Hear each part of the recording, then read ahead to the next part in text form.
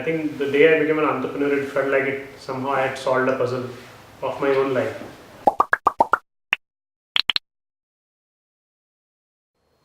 So I have to go back. I was born in Chandigarh, spent most of my life over here, and did engineering way back in 1998. I spent about 6 years working in jobs, or about 4 or 5 years were with startups. And during my work time, I also had about 2 years fling with trying to become a filmmaker. So I spent a lot of time on that. Still remains a passion. I made some short films. And 2004 is when the I think important event happened in my life, when I went to the visa consulate to go back to my job in US, and my visa was rejected.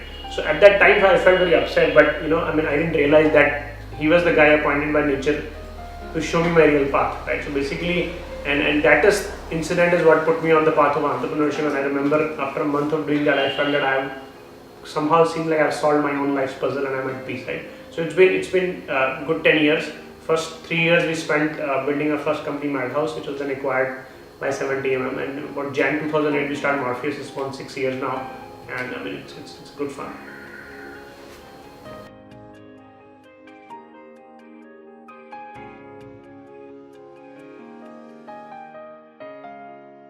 If somebody discovers that their inner nature is probably towards a startup, right? So what they should do is, to my mind, two things. One is absolutely find a problem which they are very passionate about, problem which has affected their life, which they care about, right? And start by building around them, right? And another thing to understand, when you decide to become an entrepreneur, it's like being in grade zero, right? So you want to become an entrepreneur, you are not already an entrepreneur. So do not get into that fallacy, right? No matter how many books you read before you start, you are on day zero, right?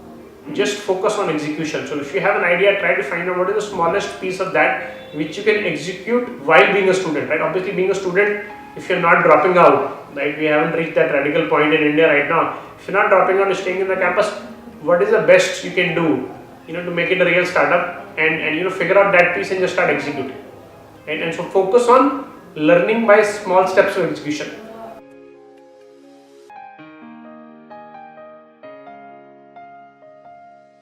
So the only advice I would like to give parents, in my experience, what I've seen is, when people start doing what they really love to do, they achieve a state of extreme happiness, right? And to me, that is the aim of human life, is basically to be happy, not to accumulate material success. So I define the success as somebody who's extremely happy doing what they're doing, and when they're happy doing what they're doing, you can be sure that they will make enough money to lead a good life, right? And if they really find out what they are passionate about, they will probably also become successful in what we call as a material, but that comes later on. Yeah. So basically, most parents with very good intentions, aim for safe place for their kids and high salaries. So I would say, allow your child to be happy first by doing what they are doing, and they will also find the material successes of the life.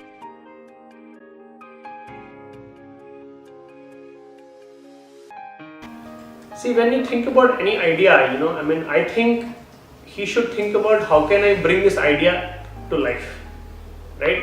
So you should say, okay, whatever the idea is, that how can I make it available to some customer, right? So if he thinks that, so then he can start doing things what it takes to do that. And also, I think you should try to reach out to people across the world or in other systems, right, who can provide help. And you will be surprised to know, when as a in a pure intention, when you reach out to people for help to do something, you'll always see that people are more than ready to give help.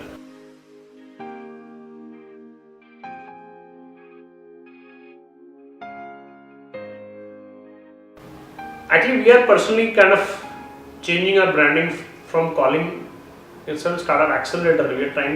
We think we are more of a startup facilitator, right? So I can talk about that process. Okay. So to us, what we've learned is, you really can't accelerate anybody else, right? You can, if there is somebody who's already on the way of developing themselves as an entrepreneur and as a startup, you can probably facilitate that process, right? So when it comes to that, I think it could be a good idea to see ultimately who can facilitate you. You have to understand that somebody who has walked that path themselves and seen the same roads that you're going to walk, is the only person who can come back and and facilitate their part, because they will intuitively understand what you are going through, right? So when you are trying to get into any process where somebody is going to facilitate your process, make sure that you are talking about somebody who's been through the same process, and somebody who will stay with you for years to come, right? Anybody who sees you as a young entrepreneur, and sees you developing, you can be sure that later on when you become a slightly bigger entrepreneur, they will be the best people to go back. And it's almost like, when a pediatrician sees a child as a few months old, right? They are the people the kid can keep going till like 21 years, right? So my thing is, work with people who have been on that path and can stick with you for a few years.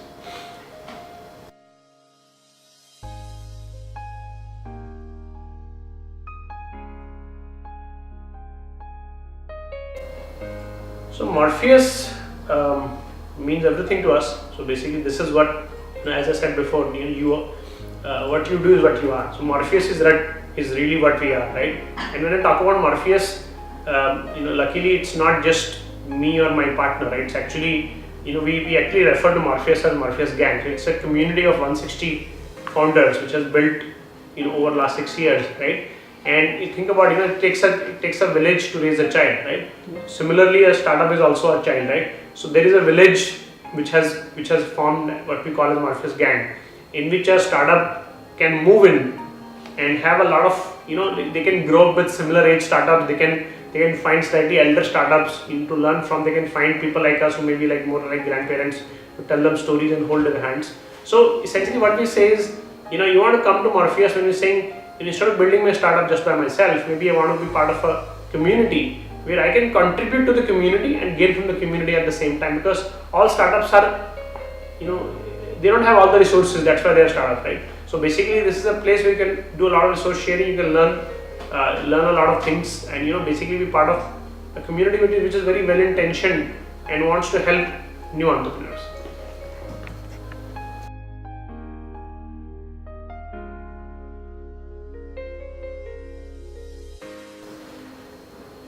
See, interesting part is, if you are really entrepreneur from the inner side, you will never face any hardship, because what looks like hardship for other people is what you are seeking, right? You see what I'm saying? So essentially, there are a lot of unique things happen in the life of a startup founder. For example, when they give up the desire to be, getting big salaries in big companies and actually want to work on themselves, so they will obviously lose that economic benefit, right? So would I call it hardship? I will not. Personally, I was, drawing a very high salary in US in 2004, and I had an opportunity in 2007 again to, go for a 50-60 lakh package, and I've denied that, and I've, lived on a very limited economic budget. But if you ask me, I'm infinitely more happy doing what I'm doing, right? So basically, to me, there are no hardships to be faced. I mean, if you find it hard, then maybe it's not free.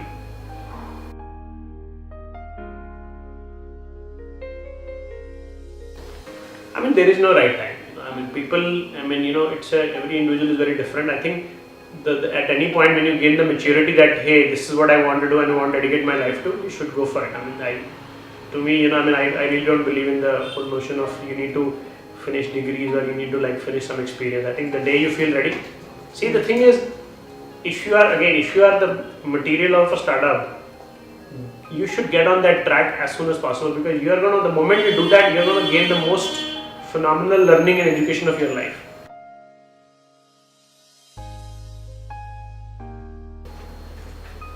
Well, the whole journey is memorable, I would say. But I think if I go back, in terms of things, when we were new entrepreneurs, I think a lot of stuff excited us. I think to me, the most exciting time would be the first day when we opened our doors for business in Madhouse. When we started seeing first customers walking.